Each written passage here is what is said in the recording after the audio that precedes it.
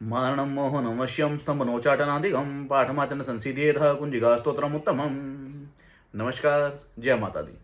तो आप सबको पता है कि नवरात्रे चल रहे हैं और जो माँ भगवती से प्रेम करने वाले हैं, माँ भगवती को प्रसन्न करने के लिए विभिन्न प्रकार के स्तोत्र, स्तुति और मंत्र का जाप कर रहे होंगे। तो जैसे कि आप सबको पता है कि भगवती को प्रसन्न करने का और जल्दी अपना फल प्राप्त करने का जो एक माध्यम है वो दुर्गा सप्तशती है। कि और जो लोग दुर्गा सप्तशती का पाठ नहीं कर सकते तो वो सिद्ध कुंजिका स्तोत्र का पाठ करने से दुर्गा फल का जो सप्तशती का फल है वो प्राप्त होता है। तो सिद्ध कुंजिका स्तोत्र बड़ा ही शक्तिशाली और प्रभावशाली स्तोत्र है भगवती का। बताते हैं कि मारणम मोहनम वश्यम स्तंभ नोचाटनादिकम पाठ मात्रेण संसिद्धियेता कुंजिका स्तोत्रम उत्तमम। कि जो हमारे ये षट कर्म है यानी कि मारणम मोहनम वश्यम स्तंभ उच्चाटन जो ये 6 क्रियाएं हैं ये सब सिद्ध कुंजिका स्तोत्र पाठ करने से सिद्ध होती हैं। इनकी हमें इनकी शक्तियां इनकी सिद्धियां प्राप्त होती हैं। लेकिन सिद्धियां प्राप्त होने के बाद हम इनका प्रयोग कैसे करते हैं?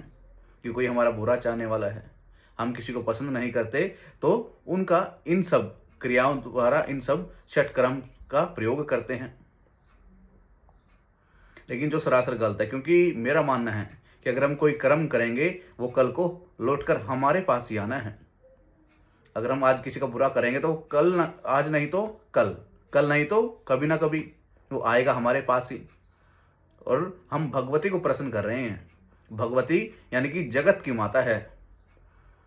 तो क्या एक माँ अपने एक बेटे को प्रसन्न करने के लिए दूसरे बेटे को परेशान करेगी?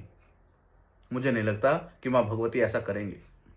फिर भी प्रेम से आपने माँ भगवती को प्रसन्न किया है, फिर भी एक पल के लिए अगर हम मान लेते हैं कि आपका कार्य है वो सफल हो जाता है, तो लेकिन कल को वो आएगा आप पर ही, भोगना वो आपको ही पड़ेगा।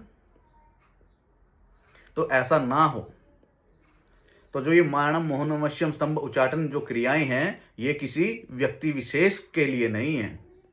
ये किसके लिए है? जो हमारे शरीर में जिसको हम हर पल अपने साथ रखते हैं, हमारे 5 शत्रु यानी कि काम, क्रोध, मद, मोह, लाभ, इन सब के मारणम मोहनम वश्यम स्तंभ उच्चाटन की क्रियाओं को दूर करने के लिए होती हैं, ताकि हम जो अपने 5 शत्रु हैं उनको दूर कर सके, उनको नष्ट कर सके। इसलिए हमें मारणम मोहनम वश्यम स्तंभ नोचन उच्चाटन आदि क्रियाएं जो षट कर्म है ये हमारे इन 5 शत्रु, इन पाप पुरुष को दूर करने के लिए होता है, नष्ट करने के लिए होती हैं।